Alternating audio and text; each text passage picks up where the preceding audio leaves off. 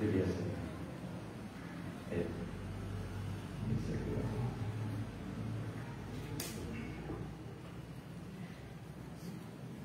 Bismillah.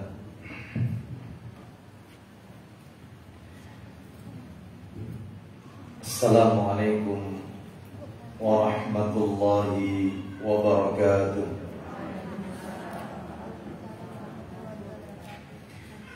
Alhamdulillah, alhamdulillahi hamdan katsiran tayyiban mubarakan fi kama yuhibbu rabbuna wa yarda. Wa ashhadu an la ilaha illallah wahdahu la syarika lah, wa ashhadu anna Muhammadan abduhu wa rasuluh. Ya ayyuhalladzina amanu taqullaha haqqa tuqatih wa la tamutunna illa wa antum muslimun. Amma ba'du, fa inna asdaqal hadisi kitabullah wa khairal hadi hadi Muhammadin sallallahu alaihi wasallam, wa syarral umuri muhdatsatuha, wa kullu muhdatsatin bid'ah, wa kullu bid'atin dhalalah, wa kullu dhalalatin finnar. Akhwati fillah, ibu-ibu jamaah majelis taklim Masjid Ki Ageng Gribik yang semoga dimuliakan oleh Allah Subhanahu wa ta'ala, kepada segenap pengurus yayasan dan takmir Masjid Ki Ageng Gribik yang semoga dirahmati oleh Allah Subhanahu wa ta'ala. Tidak ada kata yang patut kita ucapkan di pagi hari ini selain rasa syukur kita kepada Allah Tabaraka wa ta'ala atas segala karunia nikmat yang telah Allah berikan kepada kita, baik itu nikmat iman, nikmat Islam, nikmat diberikannya kita hidayah taufik.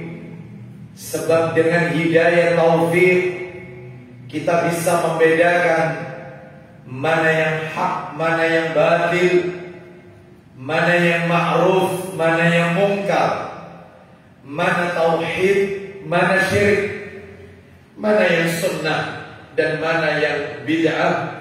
Semua itu adalah karena hidayah taufik dari Allah Subhanahu wa ta'ala. Bahkan kita tidak akan pernah bisa melangkahkan kaki kita menuju rumah Allah ini kecuali semua itu karena hidayah dari Allah Subhanahu wa ta'ala. Selain hidayah taufik, yang harus kita syukuri adalah Allah juga memberikan kepada kita nikmat sehat, nikmat afiat, nikmat diberikannya kita kesempatan oleh Allah Subhanahu wa ta'ala untuk melaksanakan amalan-amalan ketaatan kepada Allah Subhanahu wa ta'ala. Salah satu di antara amalan-amalan ketaatan tersebut adalah yang kita lakukan pada pagi hari ini, yaitu talabul ilmi, menuntut ilmu. Semoga langkah kaki kita, perjalanan kita dari rumah menuju rumah Allah ini, semuanya tercatat di sisi Allah sebagai pemberat timbangan amal kita di yaumil hisab. Lebih dari itu, ibu-ibu sekalian, kita juga bersyukur kepada Allah karena Allah masih memberikan kesempatan kepada kita untuk mengoptimalkan ibadah di bulan Sya'ban. Ada apa dengan bulan ini? Rasulullah sallallahu alaihi wasallam bersabda di dalam sebuah hadis, Nabi mengatakan bulan Sya'ban adalah dzalika syahrun yaghfulun nasu anhu baina Rajab wa Ramadan. Bulan Sya'ban adalah bulan yang sering dilupakan, dilalaikan oleh manusia, yang letaknya antara Rajab dengan Ramadan. Dan sekarang kita sedang berada di dalam bulan Sya'ban. Seakan-akan Nabi sallallahu alaihi wasallam mengingatkan kepada kita bahwasanya banyak di antara manusia yang mengagung-agungkan bulan Rajab dan mengagung-agungkan bulan Ramadan dengan memperbanyak puasa sunnah di dalam bulan tersebut.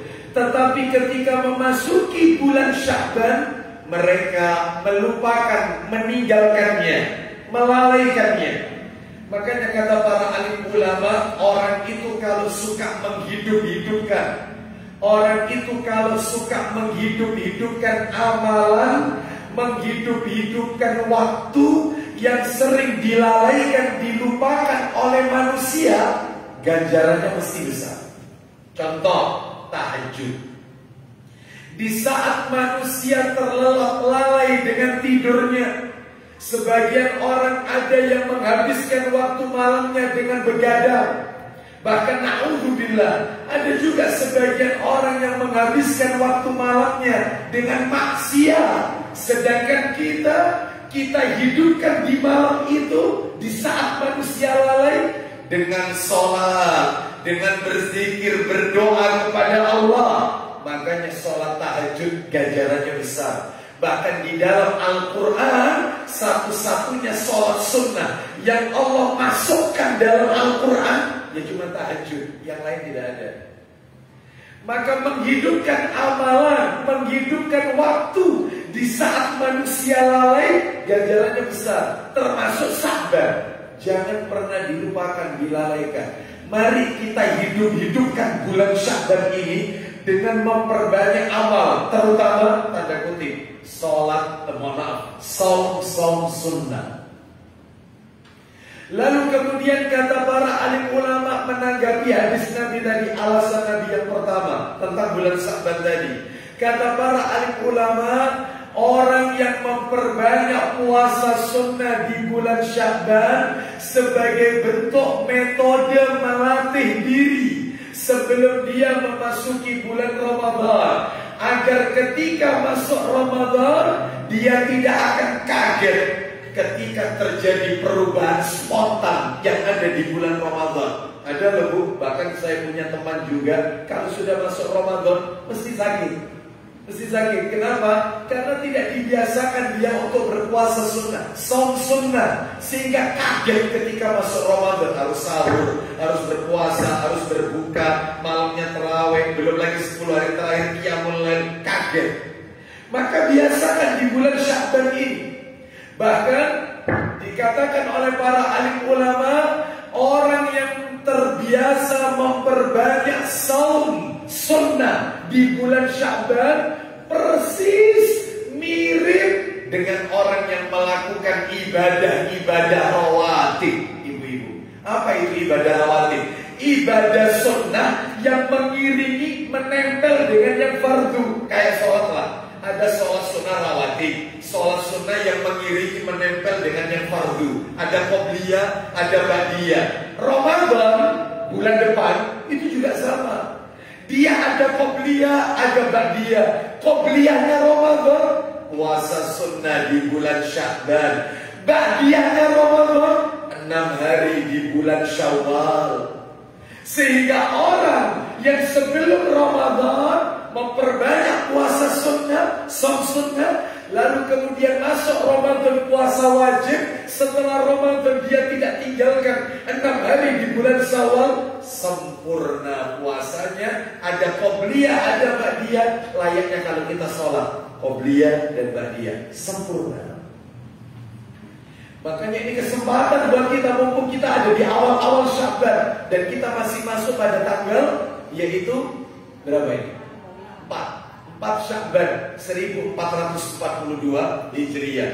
Oleh karena itu ini alasan Nabi yang pertama, bulan Sya'ban, bulan yang sering dilupakan orang. Yang kedua, ini yang menarik. Kata Nabi, turfa'u fihi al-a'malu wa huwa syahrun turfa'u fihi al-a'malu ila rabbil alamin. Bulan Sya'ban adalah bulan di mana seluruh amalan seorang hamba dilaporkan kepada Allah Rabbul Izzati wal Jalalah, naik terangkat ke atas, diterima oleh Allah. Sekecil apapun amal kebajikan itu diterima oleh Allah Azza wa Jalla. Makanya ibu-ibu jangan kaget, pelaporan amal itu ada yang setahun sekali, ada yang sepekan 2 kali, ada yang sehari 2 kali, ada yang setahun sekali, tiap tahun sekali, selama 12 itu sekali. Amal itu naik menghadap Allah. Kapan? Ya Sya'ban sekarang ini. Sya'ban. Adapun yang kedua, pelaporan amal, catatan malaikat dilaporkan kepada Allah sepekan 2 kali. Kapan? Senin dan Kamis. Ketika Nabi ditanya tentang puasa hari Senin, Nabi menjawab, hari Senin itu hari aku dilahirkan, hari Senin itu Al-Quran diturunkan. Ketika Nabi ditanya tentang puasa Senin dan Kamis, Nabi menjawab, fa'uhibbu an yurfa'a amali wa ana sha'im. Maka aku senang ketika amalku itu diterima, diangkat, dilaporkan kepada Allah. Aku sedang dalam keadaan saum, sedang dalam keadaan puasa. Maka rajin-rajinlah puasa Senin, Kamis. Pelaporan amal sepekan 2 kali. Ada yang sehari 2 kali. Kapan? Subuh dan asar. Di mana malaikat pencatat, yaitu di waktu subuh, dengan malaikat pencatat di waktu asar, mereka selalu silih berganti melaporkan amalan seorang hamba dari subuh ke asar, asar ke subuh lagi, semuanya dilaporkan kepada Allah. Sekali lagi kita berdoa, semoga apa yang kita lakukan di bulan Sya'ban ini, semuanya amal tersebut diterima, diridhoi oleh Allah Subhanahu wa taala dan menjadi pemberat timbangan amal kita di yaumil hisab. Ibu-ibu jamaah majelis taklim Masjid Ki Ageng Gribik rahimani wa rahimakumullah. Tidak memperpanjang mukaddimah, tema kajian kita pada pagi hari ini, saya yakin ibu-ibu sekalian telah mengetahuinya. Kita akan membahas yaitu agar doa terkabul. Agar doa terkabul, kiat-kiat agar doa diterima, dikabulkan oleh Allah Subhanahu wa ta'ala. Ibu-ibu mohon maaf, materi ini penting untuk kami sampaikan. Kenapa? Karena ternyata doa adalah bagian dari ibadah. Saya ulang, doa itu bagian dari ibadah. Sholat itu ibadah, menunaikan zakat itu ibadah.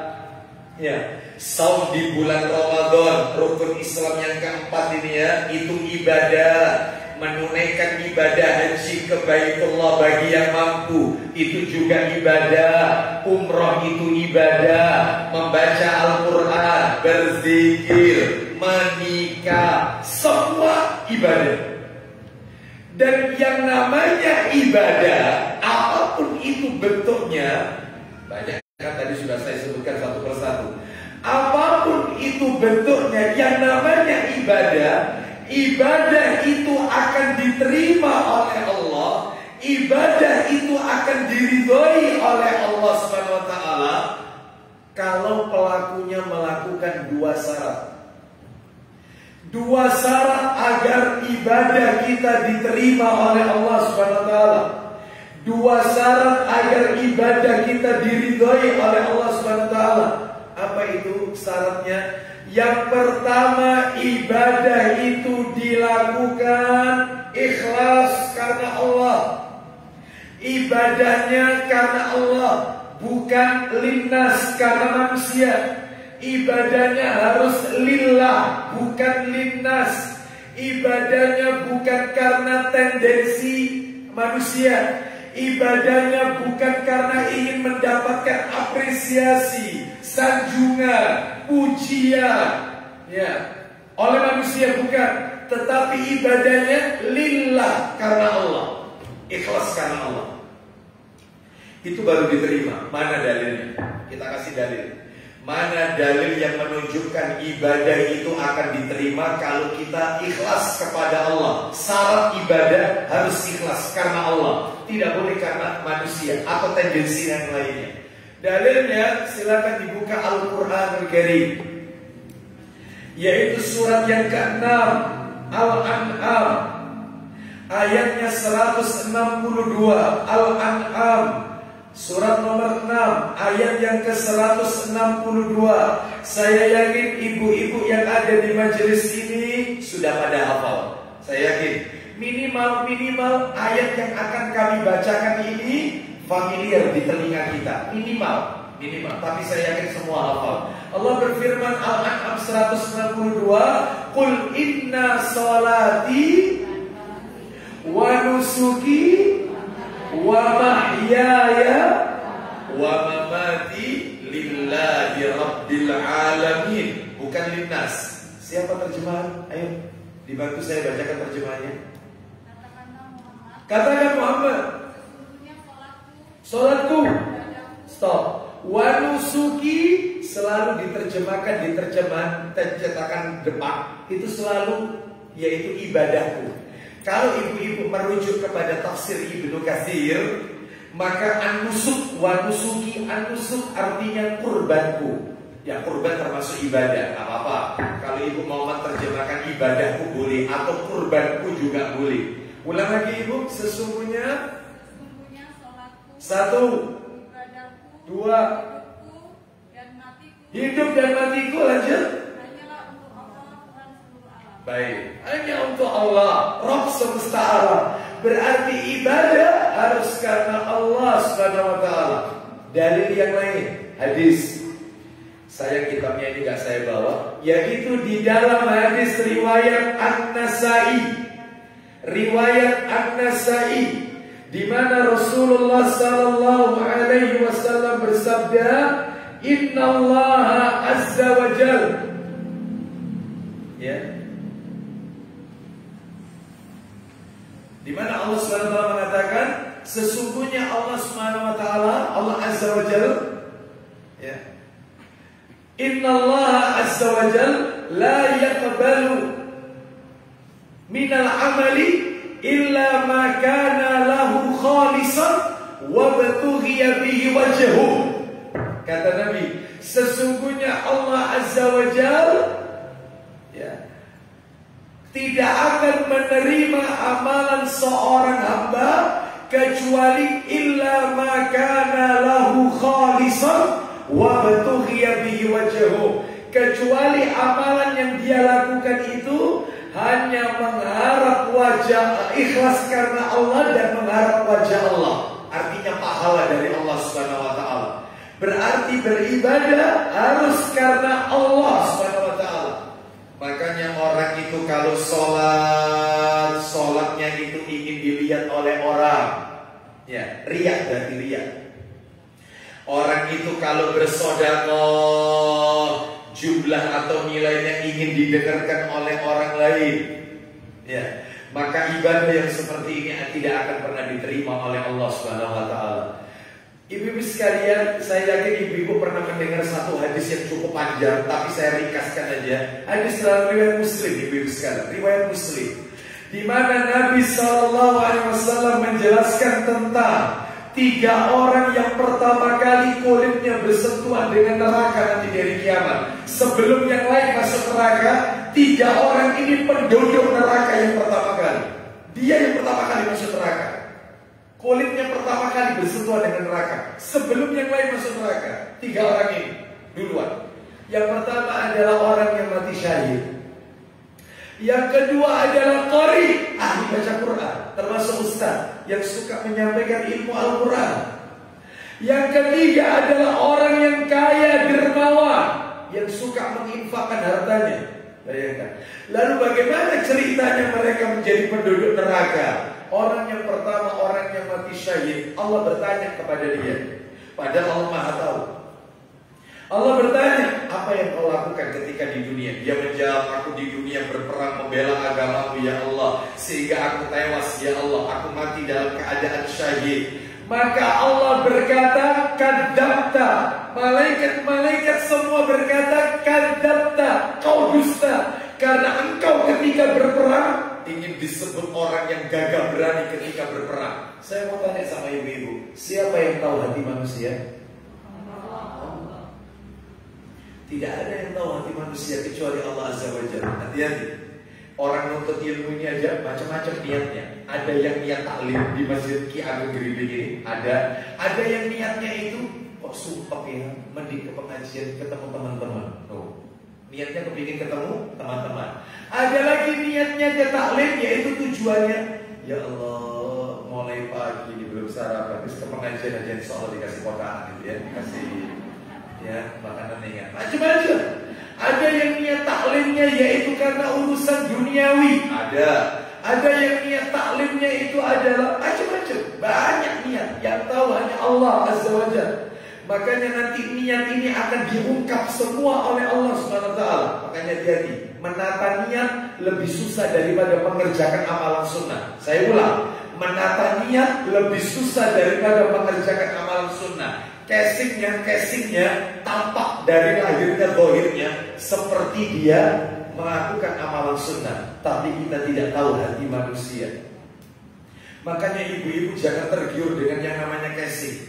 Cantik itu casing, tampan itu casing, kaya raya itu casing, pakaian yang kita pakai, pakaian mewah, ketenaran, itu semua casing. Yang dilihat oleh Allah bukan wajah, bukan hartanya, tetapi yang akan ditanya, dilihat oleh Allah adalah hati dan amalannya. Nah ini masalahnya, menata niat ini. Kita lanjutkan cerita yang tadi. Akhirnya orang ini ditelukupkan ke bawah, dilemparkan ke api neraka. Orang mati syahid, salah niat. Yang kedua didatangkan ustaz, qori, ahli baca Quran, termasuk mereka yang siang dan malam mengajarkan isi Al-Quran. Allah tanya, apa yang kau lakukan ketika di dunia? Orang ini menjawab, aku membaca ayat-ayatmu ya Allah. Aku menyampaikan, menyebarluaskan ayat-ayatmu ya Allah. Ya, lalu kemudian kata Allah, kadzabta. Malaikat-malaikat pun juga mengatakan, kadzabta, kau dusta. Karena engkau ketika menyebarkan ayat-ayat itu, membaca Al-Quran, ingin mendapatkan pujian orang, dan pujian itu telah engkau nikmati, maka dia pun sama diseret, dilemparkan ke neraka. Orang terakhir juga nasibnya sama, kaya raya yang dia mengaku hartanya tidak untuk dia makan, tapi dibagikan kepada fakir miskin, ya, anak yatim dan seterusnya. Ternyata ingin disebut orang yang ahli sedekah, orang yang dermawan. Maka Allah mengatakan, yaitu masukkan dia ke dalam neraka. Intinya apa? Intinya karena riya, ibadahnya tidak lillahi ta'ala, ibadahnya linnas, karena manusia. Baik, jadi syarat yang pertama ibadah itu apa tadi? Syarat pertama? Ikhlas karena Allah. Syarat yang kedua ibu-ibu, syarat kedua ibadah itu akan diterima oleh Allah adalah apabila ibadah tersebut mengikuti petunjuk Rasul Sallallahu Alaihi Wasallam. Ittiba, bukan ibtidah. Beda loh. Ittiba, bukan ibtidah. Mengikuti, bukan mengada-ada perkara baru dalam ibadah. Muttaba'atur Rasul, mengikuti Rasul Sallallahu Alaihi Wasallam. Mana dalilnya? Dalilnya ada di dalam hadis riwayat Muslim. Saya yakin ibu-ibu pernah kok mendengar hadis ini. Banyak ustaz-ustaz kita yang menyampaikan kok, ya. Bahkan Bu, ibu-ibu yang belajar kitab Arba'in An-Nawawi, kitab Arba'in An-Nawawi itu ada 42 hadis, Bu. 42 hadis. Ya, 42 hadis, ya. Ustaz Arba'in itu kan mestinya 40, Ustaz. Bahasa Arab Arba'in kan artinya 40. Tapi ternyata kitab itu isinya 42. Kenapa Ustaz? Alasannya dua. Makanya yang pernah belajar kitab ini harus tahu asal usulnya buku ini. Alasan pertama, kebiasaan orang Arab maka tidak suka dengan angka pecahan. Orang Arab itu nggak senang 43, 44, nggak senang. Yang ganjil pecahan nggak suka, langsung diglobalkan. 57, Siti 60, nggak mau 57, ya, nggak mau, ya. Globalnya itu kebiasaan orang Arab. 42 dikatakan 40, bukan 42. Yang kedua ini, nah ini yang paling kuat ini. Yang kedua alasannya kenapa di kitab Arba'in An-Nawawi itu namanya Arba'in kan 40 tapi isinya 42. Ternyata di dalam kitab tersebut ada dua hadis yang derajatnya dhaif, lemah. Namanya manusia. Beliau Imam An-Nawawi rahimahullah itu juga manusia, tidak luput dengan yang namanya khilaf, ya. Ternyata terdapat dua hadis yang riwayatnya lemah. Sehingga betul kalau begitu 42 dikurangi 2 berapa? 40. Makanya kitabnya judulnya Arba'in 40.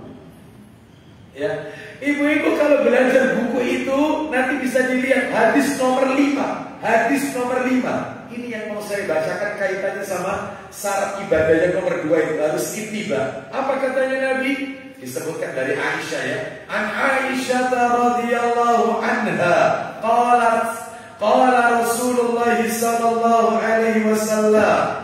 Dari Aisyah ummul mukminin radhiyallahu anha, atau kita sebut radhiyallahu anhuma, beliau dan orang tuanya Abu Bakar, yang kita doakan semoga Allah meridhoi keduanya. Dia berkata, Rasulullah sallallahu alaihi wasallam bersabda, "Man amila amalan laisa alaihi amruna fahuwa raddun." Barang siapa yang mengamalkan suatu amal ibadah yang aku tidak pernah melakukannya, amalnya tertolak. Nabi loh yang bilang. Makanya Bu, dalam beribadah harus ada rujukannya. Jadi tidak boleh Bu beribadah itu pakai dalil sing penting kan api. Enggak, bukan. Yang penting kan baik, Ustaz. Apa salahnya? Baik menurut siapa, Bapak, Ibu? Menurut siapa? Kalau menurut Allah dan Rasul itu baik untuk kita. Tapi kalau baik menurut kita, belum tentu menurut Allah dan Rasul itu baik. Belum tentu. Ustaz ngomong begini ada dasarnya? Ada. Nabi punya sahabat, ini singkat aja ya. Nabi punya sahabat namanya Abdullah bin Amr bin Al-As radhiyallahu anhu. Ya. Beliau ini punya kebiasaan, yaitu khatam Quran setiap hari puasa sunnah. Khatam Quran tiap malam, tiap hari, dan puasa sunnah tiap hari. Saya mau tanya sama ibu-ibu majelis taklim Masjid Ki Ageng Gerimping, ada di sini yang tiap malam khatam? Tiap malam 30 juz. Hari ini 30 juz, besok 30 juz, besok ada di sini.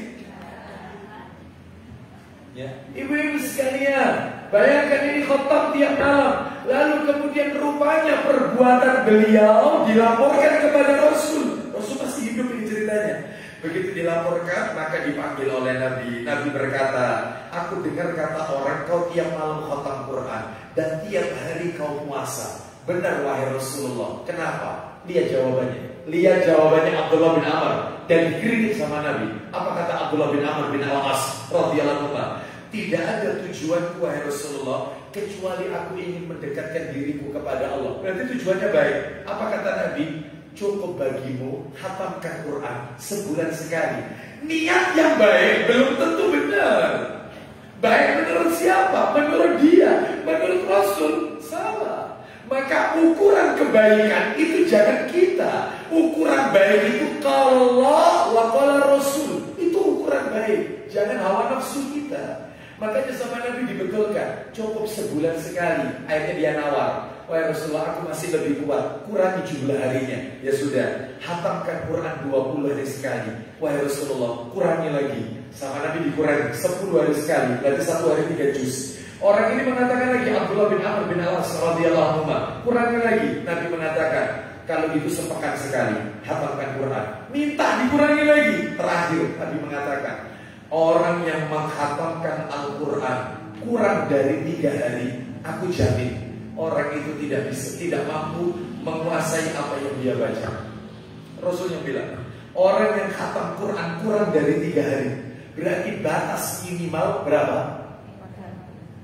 Maksimal atau minimal ini tadi? Minimal 3 hari. Kalau mampu berarti 1 hari 10 juz.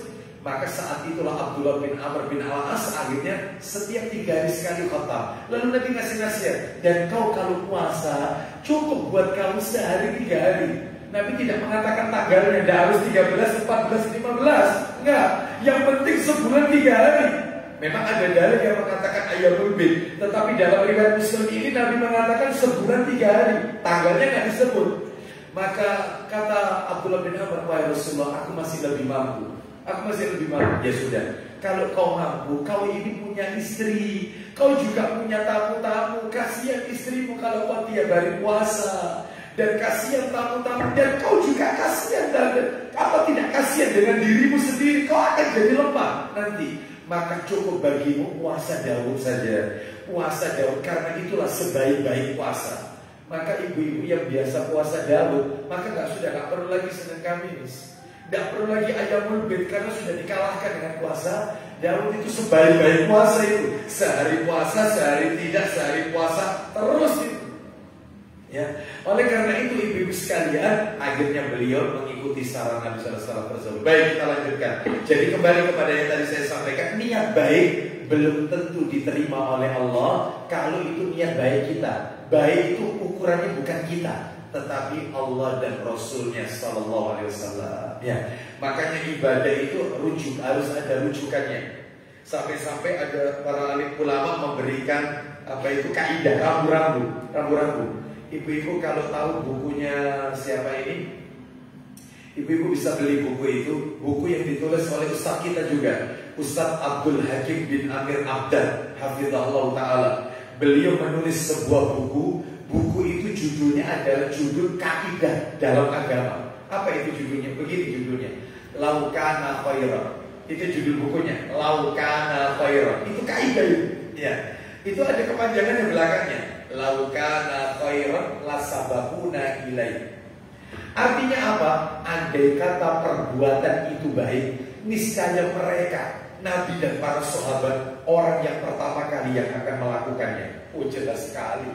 Jadi kalau ada di masyarakat kita ada perbuatan-perbuatan yang itu adalah agama atau ibadah, maka tanyakan kenapa Anda melakukan ini. Mesti jawaban mereka, ini kan baik. Kalau memang perbuatan ini baik, mestinya yang pertama kali melakukan perbuatan ini adalah Rasul dan para sahabat, karena mereka lah orang yang paling haus dengan kebaikan, bukan kita. Kita nggak ada apa-apanya dengan para sahabat. Baik, kita lanjutkan. Berarti ibadah supaya diterima totalnya ada berapa syarat? Dua. Yang pertama apa? Ikhlas. Yang kedua apa? Ittiba, mengikuti Rasul. Sama para alim ulama diibaratkan seperti sayap burung. Burung ada 2 sayap, Bu. Ada 2 sayap. Maka burung itu akan bisa terbang tinggi naik ke atas ke langit. Itu kalau dengan 2 sayap. Itu burung. Amalan juga begitu. Supaya amalan kita naik terangkat ke atas diterima oleh Allah, maka sayapnya ikhlas, ittiba, ikhlas, naik ke atas diterima. Ikhlas top, hanya modal ikhlas, tapi tidak ada contoh dari Nabi, nggak bisa terbang dia seperti burung 1 sayap, nggak bisa. Ngikuti sunnah Rasul, tapi ingin dilihat orang, nggak bisa terbang. Maka harus 2 ya, ikhlas dan ittiba, mengikuti petunjuk Rasul dan ikhlas karena Allah SWT. Bisa dipahami sampai di sini, termasuk doa, masuk materi inti. Lu dari tadi belum mukadimah. Karena doa itu adalah ibadah, maka mana dalilnya doa itu ibadah? Buka kitab Sahih Targhib wa Tarhib, dibuka kitabnya jilid 3. Siapa yang bawa jilid 3? Sudah Ibu ya? Tolong dibuka buku Sahih Targhib wa Tarhib, nomornya 1627 Ibu. 1627 dari Nu'man bin Bashir. Adakah nomor-nomornya? 1627.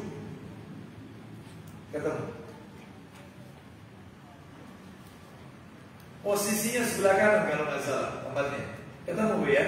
16 ya 1627 ada Bu ya? Dari Nu'man bin Bashir Bu ya?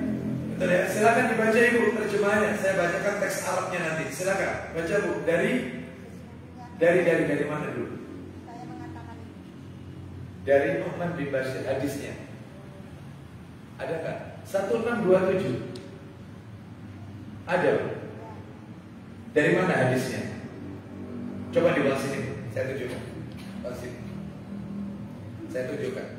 1627. Ini 1631, 1627 dari Nu'man bin Bashir radhiyallahu anhu. Nabi sallallahu alaihi wasallam beliau bersabda, baru ini arti. Gitu ya? Baik. Iya, Arabnya saya yang baca. Ibu yang baca terjemahnya. Nah, barakallahu fiki. Silakan dibaca 1627. Silakan. Ayo, dari radhiyallahu anhu terus Nabi sallallahu alaihi wasallam. Baik, saya bacakan sabdanya. Kata Nabi, ad-du'a'u huwal ibadah. Silakan Ibu. Saya mengatakan kemudian dari ayat. Bukan Bu, baliknya Bu, artinya itu. Itu catatan kaki itu, jangan dibaca. Silakan. Inna du'a wal ibadah. Silakan. Doa adalah ibadah. Stop. Nabi mengatakan doa itu adalah ibadah. Ya. Maka kalau ibadah ya doanya harus mengikuti tuntunan Nabi SAW.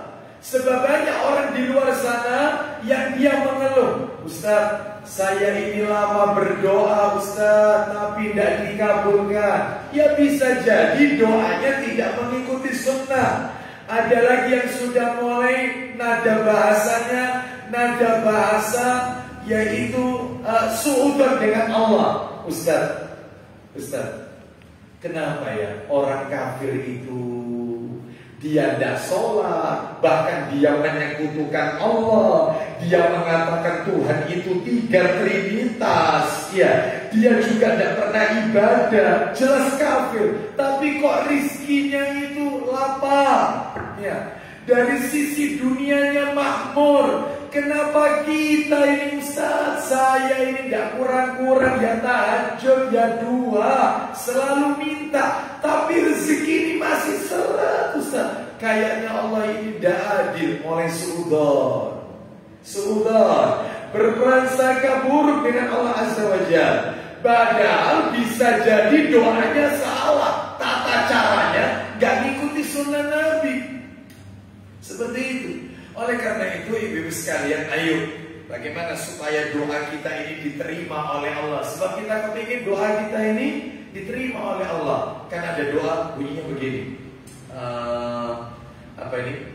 Rabbi ja'alni muqimas shalah wa min dzurriyyati Rabbana wa taqabbal du'a. Ya Rabb kami, terimalah doa kami. Kita semua pengen doa kita diterima, tapi ada tata caranya. Apa tata caranya? Ternyata kiat-kiat agar doa diterima oleh Allah 9 kiatnya. Lakukan 9 ini.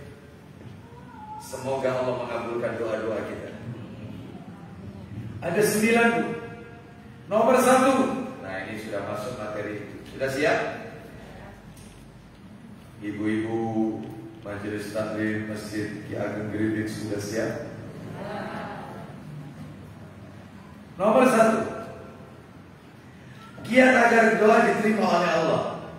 Ketika berdoa, jangan melakukan perbuatan istijal. Ketika berdoa, jangan melakukan perbuatan istijal. Apa itu istijal? Tergesa-gesa. Alias ingin cepat-cepat dikabulkan. Malah gak dikabulkan nanti. Saya mau tanya sama ibu-ibu. Ibu-ibu kalau berdoa pengen cepat dikabulkan atau sabar menanti? Jujur, jangan ada dusta di antara kita. Hah? Jujur, kan? Ingin cepat dikabulkan. Iya. Justru itu yang tidak dikabulkan oleh Allah.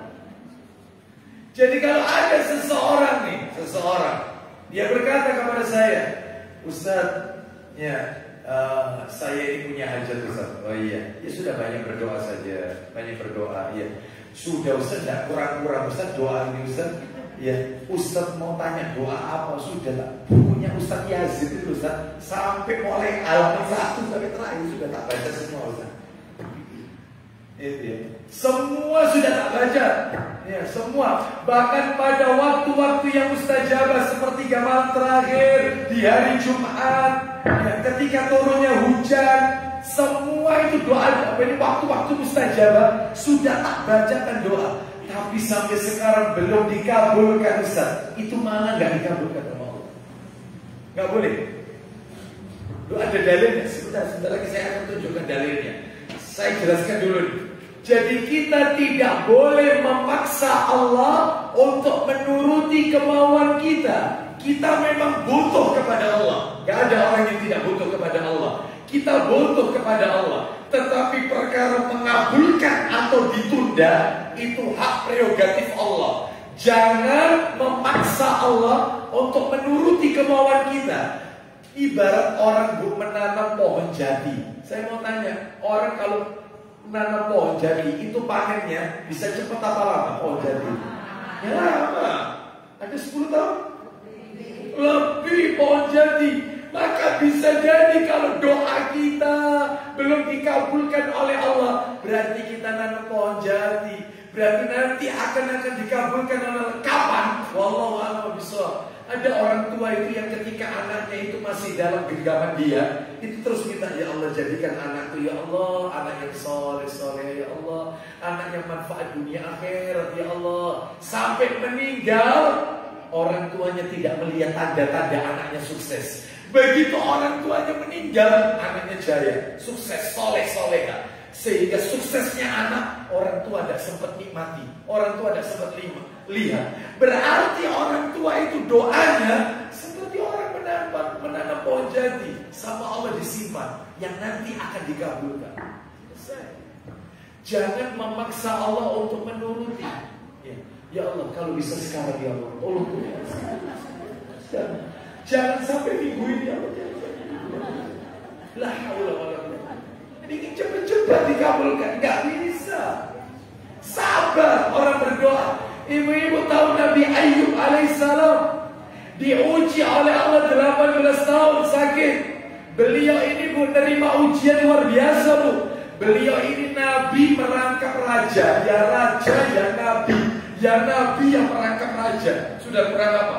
Hartanya, kekayaannya, Masya Allah. Ya, ibu-ibu tahu apa yang terjadi? Yang terjadi ketika Allah memberikan ujian hari pertama Allah SWT lenyapkan, yaitu peternakannya. Lalu hari berikutnya pertaniannya. Hari yang ketiga Allah turunkan penyakit kepada Nabi Ayyub alaihissalam. Saking dahsyatnya penyakitnya dikucilkan oleh banyak orang. Dikucilkan karena berbau penyakitnya. Awalnya raja disingkirkan, rakyatnya gak suka. Bayangkan loh ini, berapa lama? 18 tahun. Istrinya baru nyeletuk. Wahai suamiku, iya, bukankah kau seorang nabi? Iya. Bukankah kalau seorang nabi itu doanya diterima oleh Allah? Benar. Gak usah minta harta kita dikembalikan oleh Allah. Bahkan ibu-ibu sekalian, ibu-ibu tahu ujiannya diterima bukan hanya penyakit.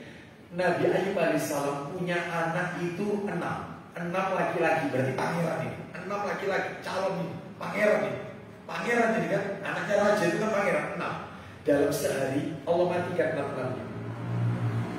6 orang ini makan di satu tempat, Allah runtuhkan bangunan itu 6. Sehari kehilangan anak 6. Kurang apa sudah ujiannya sudah. Begitu sudah 18 tahun ini diuji sakit ini, istrinya baru nyeletuk. Jangan minta kekayaan, jangan minta dikembalikan harta kita, minta sehat saja, minta sehat. Apa kata Nabi Ayyub? Wahai istriku, berapa lama kita mendapatkan kenikmatan dari Allah? 20 tahun. Aku diuji oleh Allah ini berapa lama? 18 tahun. Belum sebanding. Belum sebanding.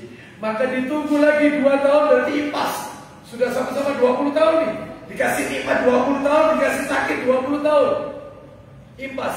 Baru itu pun berdoa. Dan ibu tahu dalam surat Al-Anbiya itu doanya, ya Allah angkatlah penyakitku. Bukan, ya Allah sembuhkan aku, ya Allah kembalikan hartaku, tahtaku. Enggak. Ya Allah, aku tahu Engkau adalah Maha Rahman, Maha Rahim, ya Allah. Yang sesungguhnya aku menerima ujian ini adalah darimu, ya Allah. Enggak minta, cuma hanya mengucapkan itu saja. Lalu Allah kembalikan Nabi Ayub alaihissalam. Ibu tahu Allah kalau mengabulkan doa seorang hamba itu didobel 2 kali lipat, Bu. Jadi kalau tidak salah saya baca itu umurnya Nabi Ayub itu, yaitu saat dia berdoa itu 20 tahun itu, kalau tidak salah 60 atau 70 tahun dikembalikan lagi umurnya oleh Allah seperti 20 tahun sebelumnya. Istrinya juga dikembalikan 20 tahun seperti lebih muda sebelumnya. Terus setiap tahun istrinya melahirkan, setiap kali lahir itu selama 6 tahun, setiap tahunnya 2 anak laki-laki. Mati 6 punya 12 laki-laki semua. Itu Allah. Itu Allah. Kalau Allah mau ganti, bukan seperti yang dia kehilangan dari dirinya, bukan, tapi diganti 2 kali oleh Allah. Diganti oleh Allah. Umurnya dijadikan lebih muda, istrinya punya 12 orang anak laki-laki. 2 kali lipatnya. Bayangkan, pangeran semua. Sabar. Ibu-ibu bisa sabar kalau berdoa? Kok berat gitu, insya Allah. Ya. Insya Allah ya. Mana dalilnya? Ayo dibuka. Dalil dibuka, silakan dibuka. Sahih Targhib wa Tarhib jilid 3, Bu. Rata-rata banyak di jilid 3. Nomornya 1649. Cepat dikit nyarinya, Bu ya. Nyarinya yang cepat. Ya, 1649. Ketemu Ibu? Silakan dibaca. Dari mana hadisnya? Abu Hurairah. Baca yang keras Ibu. Dari Abu Hurairah, bahwasanya Rasulullah SAW bersabda. Stop. Ketika membaca sahabat Nabi juga doakan radhiyallahu anhu, ya. Dari Abu Hurairah radhiyallahu anhu, ya. Kalau sulit mengucapkannya bahasa Indonesia kan nggak apa-apa. Dari Abu Hurairah, semoga Allah meridhoinya. Itu aja sama saja, ya. Ayo silakan dibaca ulang dari. Dan juga dari Abu Hurairah. Iya, betul diulang. Dari Abu Hurairah radhiyallahu anhu, bahwasanya Rasulullah SAW bersabda. Perhatikan sabdanya Nabi, yustajabu li ahadikum ma lam ya'jal. Yaqulu da'autu falam yustajab li. Silakan. Akan dikabulkan doa salah seorang di antara kalian selagi dia tidak tergesa-gesa dengan mengatakan. Stop. Akan dikabulkan doa seorang hamba selama dia tidak kesusu. Apa kesusu itu ya? Tergesa-gesa, cepat-cepat pengen dikabulkan. Jadi syaratnya jangan istijab, jangan tergesa-gesa. Seperti orang yang mengatakan ini, dikasih contoh sama Nabi. Orang tergesa-gesa itu apa, Bu? Contohnya, silakan Bu, lanjut. Baca terus. Aku telah berdoa, namun tidak dikabulkan. Jadi kalau ada orang mengatakan aku ini sudah banyak berdoa, tapi sampai sekarang mungkin masih belum dikabulkan. Paham nggak dikabulkan? Sabar. Bisa sabar kira-kira? Bisa.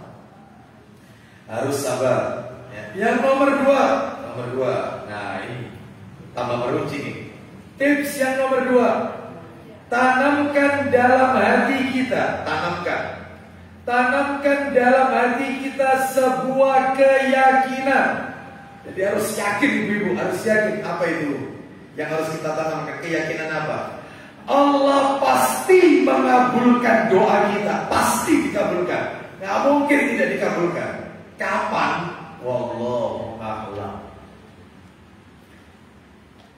Tanamkan dalam hati kita keyakinan Allah pasti mengabulkan doa kita. Mungkin ibu-ibu bertanya dalam hati, Ustaz gimana caranya kita ini bisa yakin? Bu, tolong tanamkan dalam hati Allah itu punya Asmaul Husna, As-Sami, Maha mendengar. Terus selain Maha mendengar, yaitu Al-Mujib, Maha mengabulkan doa. Makanya ibu-ibu kalau dengarnya khotib Jumat, itu kan begini doanya itu. Akhirannya itu yang bagus. Allahumma fir lil muslimina wal muslimat, belum poinnya. Wal mu'minina wal mu'minat, belum poinnya. Al ahya'i minhum wal amwat innaka sami'un qaribun mujibud da'wat. Sesungguhnya engkau maha mendengar, maha dekat, dan maha mengabulkan doa. Allah itu punya as-sami, maha mendengar. Allah punya asmaul husna, al-mujib, maha mengabulkan doa. Tanamkan, meskipun di dalam hati orang itu maaf, tunawicara, gak bisa bicara. Dalam hati Allah mendengar semua isi hati manusia, lintasan-lintasan dalam hati Allah mendengar. Ya, seperti meskipun tidak diucapkan. Ya, termasuk misalnya ibu-ibu, saya datang tadi terlambat, dalam hatinya telat dan disuruh. Itu dicatat deh, tapi sudah saya maafkan. Saya sudah saya maafkan ya. Baik, kita lanjutkan. Jadi ibu sekalian, rahimakumullah, tanamkan dalam hati. Mana dalilnya? Orang kalau punya keyakinan seperti ini pasti dikabulkan. Gak mungkin tidak. Dalilnya, ayo Bu, ditambah Sahih Targhib wa Tarhib. Sahih Targhib wa Tarhib ini riwayat Tirmidzi, dalam Sahih Targhib wa Tarhib nomornya 1653. Nomornya berdekatan semua. 1653, 1653. Ketemu Bu ya? 1653. Saya bacakan teks Arabnya. An Abi Hurairah radhiyallahu anhu qala Rasulullah sallallahu alaihi wasallam, ud'ullaha wa antum muqinuna bil ijabah wa'lamu anna Allah la yastajibu du'aan min qalbin ghafilin lahin. Silakan baca. Berdoalah kepada Allah. Dari mana? Dari mana dulu? Atasnya. Dari Abu Hurairah radhiyallahu anhu, dari Nabi sallallahu alaihi wasallam, beliau bersabda. Silakan. Berdoalah kepada Allah dalam keadaan kalian yakin akan dikabulkan. Berdoalah kepada Allah dalam keadaan kalian yakin doa kalian pasti dikabulkan. Kenapa Bu? Lanjut. Dan ketahuilah bahwa sesungguhnya Allah tidak akan mengabulkan suatu doa dari hati yang lalai lagi lena. Baik, Allah tidak akan mengabulkan doa seorang hamba yang keluar dari hati yang lalai, main-main, tidak serius, tidak punya keyakinan. Nggak mungkin dikabulkan. Makanya tolong ketika kita menengadahkan tangan kita, itu betul-betul harapan kita pasti dikabulkan. Kapan? Tanda tanya. Wallahu a'lam bishawab. Hanya Allah yang mengetahuinya. Tapi tetap kita minta karena kita butuh sama Allah. Tanamkan keyakinan, pasti dikabulkan. Tapi kalau orang itu main-main, tidak yakin, Ustaz bisa kasih contoh. Orang yang main-main ketika berdoa tidak yakin. Ya Allah, berikan hamba rezeki yang barokah ya Allah. Itu pun kalau engkau nggak mau juga nggak apa-apa ya. Nggak bisa. Harus yakin. Berikan kami rezeki, berikan rumah tangga kami mawaddah warahmah. Ya, keturunan soleh-soleh, yakin. Jangan pakai ditambah. Kalau enggak juga nggak apa-apa. Ya. Main-main. Ada nggak orang berdoa itu maafin? Ini nggak serius, doanya nggak serius. Yang kayak begini nggak akan dikabulkan. Ada orang itu berdoa macam-macam kan, mengangkat tangan itu. Ada yang ditempelkan di pahanya. Sudah.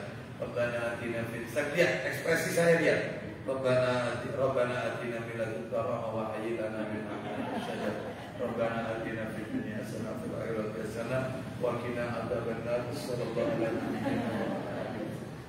Kayak gini berdoa. Anda bicara sama suami saja. Bang, tolong Bang kalau punya rezeki Bang ya, aku belikan itu, aku butuh ini Bang, aku beli. Pasti suami kau kalau minta, lihat mukanya orang. Serius kalau minta. Apa yang kau minta ini apa? Itu sama manusia, ini sama Allah. Yang serius minta. Seperti itu. Ini tidak masih.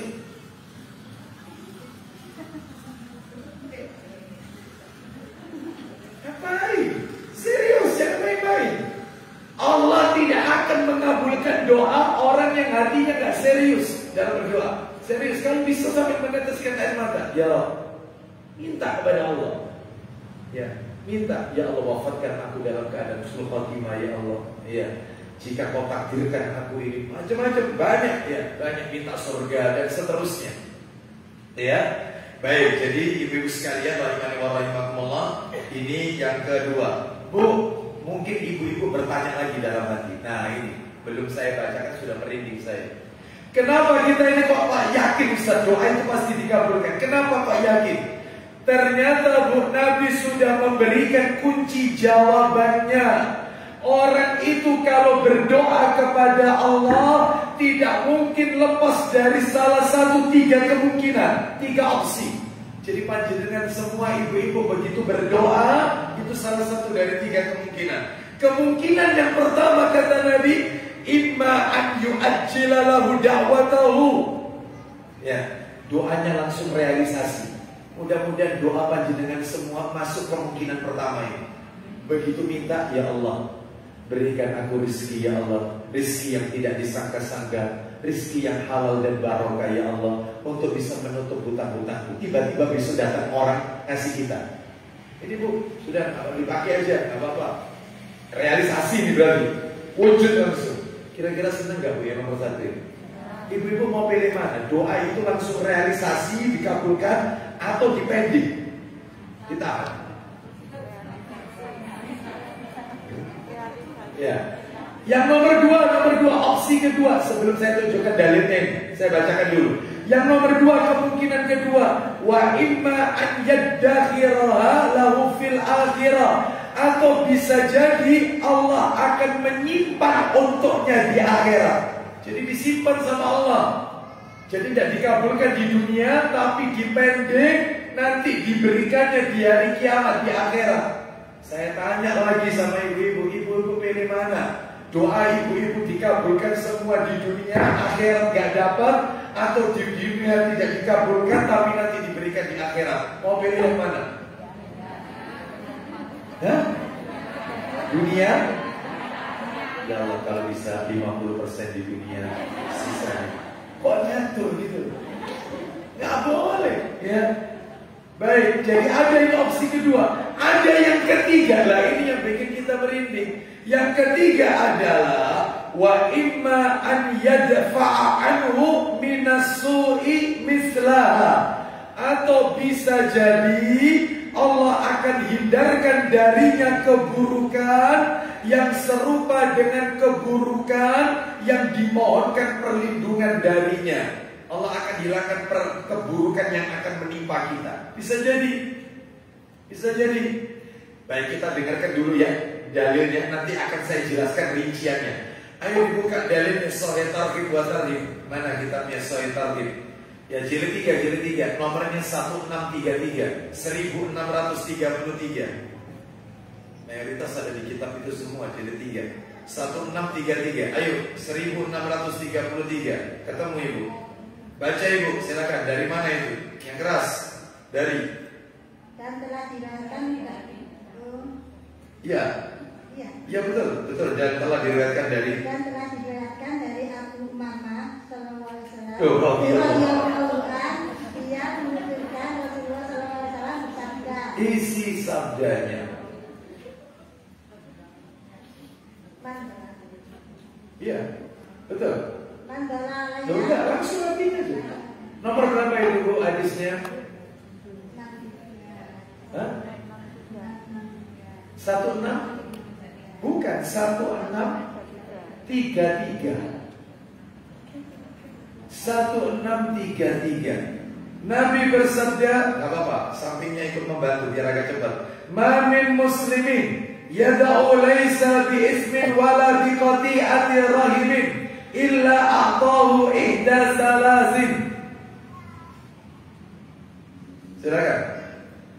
Dari Abu Sa'id Al-Khudri radhiyallahu anhu bahwa Nabi sallallahu alaihi wasallam bersabda. Isinya, tidaklah seorang muslim memanjatkan suatu doa yang tidak mengandung dosa. Terus. Dan tidak pula mengandung pemutusan silaturahim. Stop. Seorang muslim ketika berdoa, yang penting doanya tidak mengandung dosa. Tidak. Contohnya doa mengandung dosa. Misalnya, Ada orang mencuri terus berdoa, ya Allah mudahkan urusan ini ya Allah. Jangan sampai ketahuan ya, nggak bisa, dosa. Ya, misalnya seseorang laki-laki menyukai seorang wanita, ya Allah hamba mencintainya ya Allah, hamba suka. Ini nggak boleh. Cinta itu setelah menikah, suka itu setelah menikah. Ya, jadi ini nggak boleh. Ini adalah mengandung unsur dosa. Ya, maka kalau memang dia berniat, langsung aja datang ke rumahnya, dinador, ya. Dia ingin tahu bagaimana wajahnya, bagaimana supaya itu ada melekat dalam hatinya, artinya dia timbul rasa suka. Setelah itu langsung diputuskan, ya saya senang dengan putri bapak, sudah kapan? Itu aja. Ya, kalau pakai surat-suratan, WA, wah banci. Nggak musim yang kayak gitu, langsung datang. Saya suka dengan putri bapak, saya ingin nabur. Sudah gitu aja, langsung, ya. Nah, cinta itu setelah menikah, bukan sebelum menikah. Sebelum menikah itu hawa nafsu, dan itu mengundang dosa tentunya. Ya, banyak seperti ini. Makanya saya tidak setuju, bahkan saya katakan itu dilarang. Adanya foto-foto apa pre-wedding. Ya, seperti itu. Saya pernah menerima undangan, itu bagus undangannya itu. Berlembar-lembar undangannya itu berlembar-lembar, tebal undangannya. Saya lihat begini, lembar pertama saya buka begini, ya Allah. Aku begini, ini kapan tuh acaranya? Ini masih foto baru, kemudian undangannya jam sekian. Saya telepon yang punya aja. Bu, saya mau tanya, ibu kan undang saya untuk khutbah nikah. Iya, saya mau tanya, ini anak-anak ini, putrinya ibu ini sama calonnya ini sudah nikah? Loh ya belum Ustaz, makanya Ustaz tak suruh nanti itu khutbah nikah. Sama nanti Ustaz saya minta tolong jadi walinya, yaitu menikahkan putri saya, karena pamannya itu sudah melimpahkan. Jadi nanti taukil wali sama Ustaz yang nikahkan. Oh jadi ini belum nikah, belum laku, sekerutelan begini.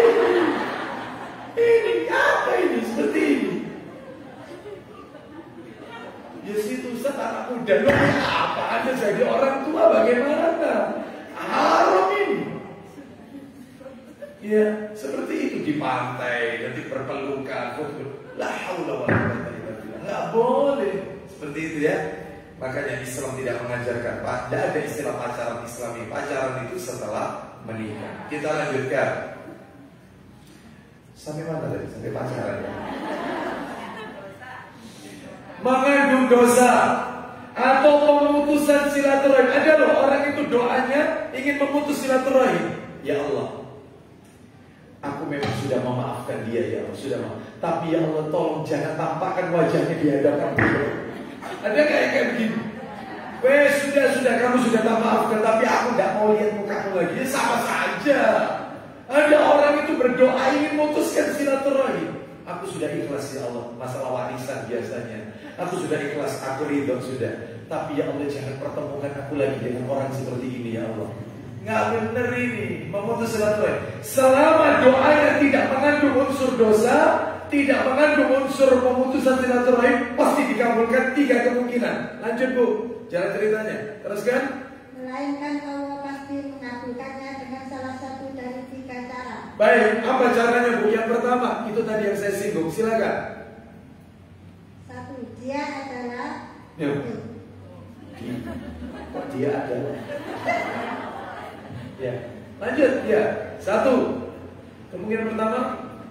mengabulkan doa. Ya. Ulang lagi. Kemungkinan pertama apa itu? Mengabulkan doanya. Mengabulkan doanya. Terus Dengan segera. mengabulkan doanya. Jangan dipotong-potong ya. Jangan dipotong-potong.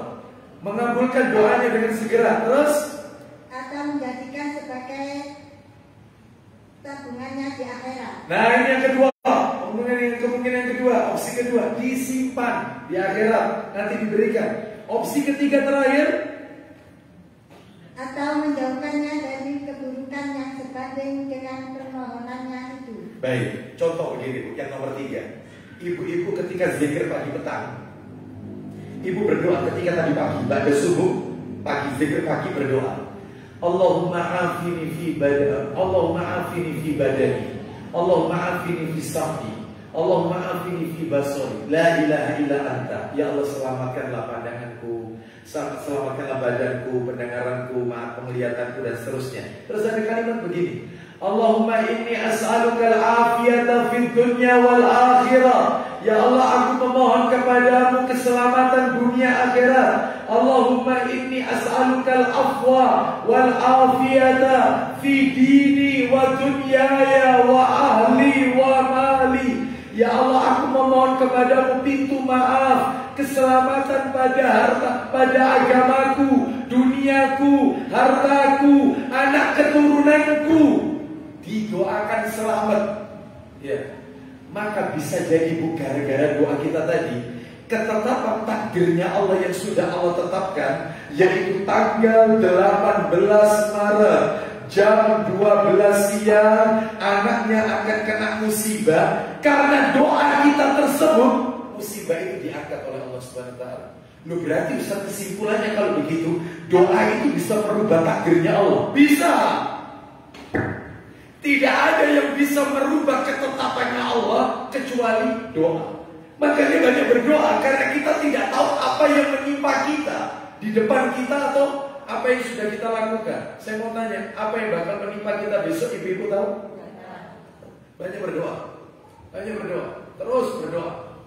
Ya, makanya doa bisa merubah ketetapannya Allah. Mana dalilnya? Ayo tolong dibuka Sahih Targhib wa Tarhib nomor 1638 1638 dari Taubat 1638. Ayo baca, silakan. 1638. Ayo. Dari Sauban radhiyallahu anhu, yang menuturkan Rasulullah sallallahu alaihi wasallam bersabda. Isinya doa sudah artinya. Tidak ada yang dapat menolak takdir kecuali doa. Nah, ulang lagi, tidak ada. Tidak ada yang dapat menolak takdir kecuali doa. Oh, tidak ada yang bisa menolak takdir kecuali doa. Makanya banyak berdoa kepada Allah Subhanahu wa ta'ala. Ya. Makanya ibu-ibu berlindung dari keburukan. Bukankah keburukan itu juga telah ditetapkan oleh Allah? Maka dengan doa kita tadi Allah akan mengangkat ketetapannya tersebut. Makanya kita sering minta yang baik-baik saja kepada Allah, berlindung dari keburukan-keburukan. Kan ada doanya dalam zikir pagi petang. Rabbi as'aluka khaira ma fi hadzal yaum wa khaira ma ba'dahu. Ya betul ya. Wa a'udzu bika min syarri ma fi hadzal yaum wa syarri ma ba'dahu. Ya Rabb, aku memohon kebaikan di hari ini dan kebaikan hari sesudahnya, dan aku berlindung kepadamu dari keburukan di hari ini dan keburukan hari sesudahnya. Rabbi a'udzubika minal kasal. Ya Rabb, aku berlindung kepadamu dari malas, penyakit malas. Wasu'il kibar, masa tua pekon yang buruk. Kan ada orang itu masa tuanya buruk. Itu doa anti pekon itu katanya ulama. Wasu'il kibar, pekon-pekon yang buruk ya Allah. Kalau pikunnya baik gak apa-apa. Contohnya pikun yang baik, dikit-dikit pikun sholat, ya padahal sudah sholat, gak apa-apa. Tapi kalau pikunnya pikun yang buruk, na'udzubillah. Ada orang itu di masa tuanya, Bu, lisannya yang keluar itu kata-kata kotor yang keluar. Ada. Malah dia jauh dari Allah. Ada. Bahkan ada orang tua itu suka, malah dia menyukai, mohon maaf ini, menyukai melihat hal-hal yang bukan mahram. Dia tidak melakukan, dia terkena fitnah tunatur, fitnah pandangan mata. Ada juga yang orang tua itu sudah zina. Ada juga yang menghabiskan waktunya untuk perbuatan sia-sia, begadang di warkop dan yang lainnya. Nah, kita berlindung dari masa tua yang buruk, pikun yang buruk. Yaitu doanya, Rabbi a'udzubika min adzabin finnar wa adzabin fil qabr. Berlindung dari Allah, kepada Allah dari azab neraka dan azab kubur. Itu ya, terus ya, minta kepada Allah Subhanahu wa taala. Baik, terakhir nomor 3. Sebenarnya ada berapa itu tadi? Saya sampaikan 3 aja ya. Ini tidak cukup waktunya, Bu ya. Nomor 3 adalah makanlah makanan yang diambil dari rezeki yang halal. Makanlah makanan, mengkonsumsi makanan yang halal. Rezekinya rezeki yang halal. Rezeki halal. Makanannya halal. Uangnya didapat dengan cara yang halal juga. Halal juga. Mana dalilnya? Dalilnya saya bacakan saja. Nanti ada kok di situ ya. Ditulis saja nggak apa-apa. Sahih Targhib wa Tarhib jilid 4 itu ya. Nomornya 1717, mudah diingat nomornya 1717. 1717. 17 nomornya. 1717. Begini, Nabi SAW bersabda dari Abu Hurairah radhiyallahu anhu, Innallaha thayyibun, Innallaha ta'ala thayyibun, la yaqbalu illa thayyiban. Sesungguhnya Allah Ta'ala itu baik dan Allah tidak menerima kecuali yang baik-baik saja. Yang baik itu ada dua, baik zatnya maupun baik sifatnya. Zatnya itu makanannya, sifatnya itu cara mencari rezekinya. Itu harus halal dan thayyibah. Saya ditanya begini, Ustaz, saya itu Ustaz punya tetangga. Tetangga saya itu Ustaz kerja di bank. Banknya bank bukan bank syariah, Ustaz, bank ribawi. Oh iya. Terus saya diundang. Dia menyuguhkan kue. Ini ibu-ibu lagi arisan kumpul-kumpul, dia menyuguhkan kue. Kita tahu kerjanya orang ini di bank ribawi. Boleh saya makan tidak, Ustaz? Jawabannya katanya ulama kaidah. Tolong diingat-ingat ini, kaidah. Ibu kalau hafal kaidah ini enak, gak akan ragu-ragu. Jadi ibu kalau bertamu, sita, orang ini kerjanya ini halal dan dia halal dan dia bingung. Gak usah bingung. Ada kaidahnya. Apa kaidah? Bagi orang yang menerima, berarti kita, karena kita diundang, kita nerima. Bagi orang yang menerima, maka lihat zat, jangan lihat sifat. Yang nerima, lihat zat. Yang penting yang disuguhkan itu makanan halal, jenisnya jenis halal, ambil, makan. Jangan lihat sifat pekerjaannya orang itu. Jangan. Sebab mohon maaf ini, kita saja uang kita yang ada di dompet itu kalau mau diurut ke atas terus, dari mana sumbernya? Jatuhnya haram, ketemunya haram. Entah dari hasil pajak, entah dari hasil, jatuhnya haram. Makanya jangan lihat pekerjaan. Yang nerima loh ya, yang nerima ya. Ibu diundang orang Nasrani, tetangga Nasrani. Dia ngadakan walimah. Yang penting bukan acara keagamaan mereka. Dia ngadakan syukuran, pindah rumah, orang Nasrani. Ibu dikasih berkatan, ada makanan gitu ya. Sudah, kita lihat daging. Ini daging sapi bukan babi. Ini daging sapi bukan babi, ada telur. Ini halal semua. Boleh enggak ya ini orang Nasrani? Iya. Maka jawabannya karena kita nerima halal. Boleh kita makan. Yang penting makanannya halal dan kita baca bismillah. Rasul dikasih potongan daging oleh orang Yahudi. Lalu Nabi ketika mau memakannya, sahabat bertanya, wahai Rasulullah, bukankah daging ini adalah dari orang Yahudi? Benar. Bukankah orang Yahudi kalau menyembelih gak baca bismillah? Benar. Bukankah kita tidak boleh memakan sembelihan yang tidak disebut nama Allah? Benar. Lalu kenapa engkau akan memakannya? Cukup kita yang baca bismillah. Yang penting dari negeri Ahlul Kitab, yaitu dari Yahudi. Ahlul Kitab itu cuma dua, Yahudi sama Nasrani. Maka sembelihannya mereka halal untuk kita. Padahal katanya ulama, Yahudi itu kerjanya orang Yahudi itu, waduh, riba dimakan, tidak peduli halal, tidak peduli haram. Tapi Nabi tetap memakannya. Kenapa? Kaidah berjalan. Orang yang menerima jangan lihat sifat, tapi lihat yang di depan, halal, maka bismillah. Terutama kalau dari mereka, tolong dari Ahlul Kitab saja.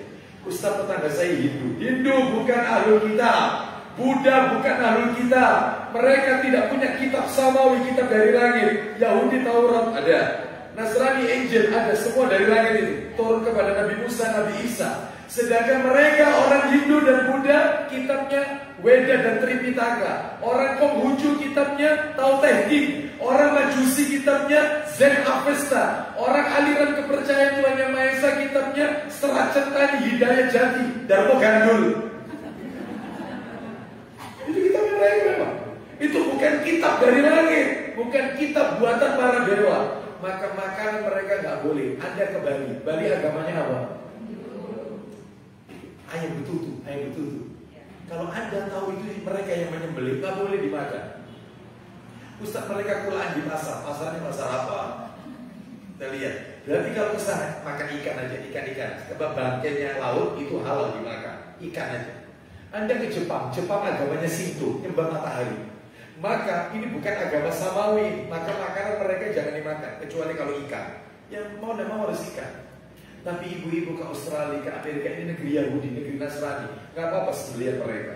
Yang jelas ikan itu apa, dagingnya dari jenis daging yang halal. Tetapi itu yang nerima. Sekarang kalau memberi, maka orang kalau memberi yang dilihat itu sifatnya, bukan zatnya. Maaf, ini ada orang nyumbang air mineral, nih tak sumbang untuk masjid, untuk buka puasa, takjil, sudah. Ternyata orang ini adalah kerja di tempat yang ribawi, maka sodakonya orang ini gak diterima. Sedangkan takmir masjid boleh menerima, karena yang dilihat itu adalah zatnya. Ya, ibu-ibu pernah dengar film apa itu, Bu? Yang dia itu mencuri hartanya orang kaya terus dibagi-bagikan fakir miskin. Robin Hood. Film perwalian ada. Sunan Kalijaga. Betul atau tidak? Perwalian Sunan Kalijaga kan gitu. Dia kan mencuri hartanya orang-orang kaya, setelah itu dibagikan rakyat miskin. Tetap gak diterima. Kenapa? Karena hasilnya hasil mencuri. Allah tidak menerima kecuali yang baik-baik. Tidak mungkin yang haram jadi halal karena ditujukan untuk fakir miskin. Gak mungkin. Uang hasil riba, rentenir dipakai untuk sodako ke masjid, tetap gak diterima karena hasilnya hasil yang tidak halal. Jadi orang yang memberi, yang dilihat itu sifat, tapi orang yang menerima lihat zat. Nah, paham sampai di sini? Nah, jadi kalau diundang orang lagi, ibu-ibu tidak perlu khawatir, ya. Kecuali kalau ibu-ibu tahu, ya, sebagaimana untuk kehati-hatian Abu Bakar As-Siddiq radhiyallahu an itu pernah punya pembantu. Singkat aja saya akhiri sampai di sini. Pernah punya pembantu, lalu kemudian pembantunya ini mendapatkan makanan, ya, terus kemudian makanan itu disampaikan kepada Abu Bakar. Abu Bakar mencicipinya. Ternyata pembantunya berkata, budaknya berkata, "Hai Abu Bakar, tahukah engkau makanan ini dari mana?" "Loh, dari mana makanan ini? Dari mana ini?" Aku dulu kerjaku itu dukun. Ternyata yang kuramal itu ada yang cocok. Lah orang ini salah satunya yang cocok itu ngasih hadiah kepadaku makanan yang sekarang ini sedang engkau makan, wahai Abu Bakar. Abu Bakar itu bukan Rasulullah, Abu Bakar. Karena Abu Bakar diberitahu, jelas ini sumbernya, maka beliau masukkan jarinya ke mulut, dikeluarkan semua isi perutnya, ditumpahkan semua. Nah, itu ya. Jadi kalau kita tidak tahu, bisa jadi orang ini kerjanya ribawi, tapi bisa jadi dia punya sumber pendapatan yang lain. Ternyata suaminya tidak bekerja, mungkin itu dari uang suaminya. Artinya kita tidak tahu, maka lihat zatnya. Paham sampai di sini ya? Wallahu a'lam bishawab. Demikian apa yang bisa kami sampaikan. Semoga sedikit menjadi tambahan ilmu yang bermanfaat. Mohon maaf atas keterlambatan saya sehingga waktunya menjadi siang seperti ini, sehingga mengurangi aktivitas ibu-ibu sebagai wanita dan sebagai ibu rumah tangga. Saya mohon maaf. Dan insya Allah kita akan sambung materi ini jika Allah pertemukan kita kembali. Insya Allah. Kita akhiri saja karena mendekati waktu zuhur dan materinya juga belum tuntas. Kita tutup dengan kafaratul majlis. Wassallallahu ala nabiyyina wa ala alihi wa sahbihi wasallam. Subhanakallahumma wa bihamdika asyhadu an la ilaha illa anta astaghfiruka wa atubu ilaik. Wa akhiru da'wana anil hamdulillahi rabbil alamin. Assalamualaikum warahmatullahi wabarakatuh.